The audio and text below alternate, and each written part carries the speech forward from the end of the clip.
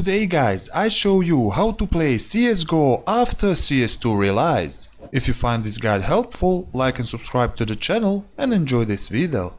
Okay guys, all you need to do, just open Steam app like me today and move here to library and find CS2 game like me. Click on it, move here on this gear, go here on properties and go here on betas. Move here like me, click on it and you will see this new version. This is CS2 last update. To play CSGO Legacy mode, move here up, you will see CSGO Legacy mode, Legacy version of CSGO. Just click on it and close this. After that, install game and you have CSGO Legacy gameplay. That's it all guys for this video, how to play CSGO after CS2 release. If you find this guide helpful, like and subscribe to the channel and I see you in the next video.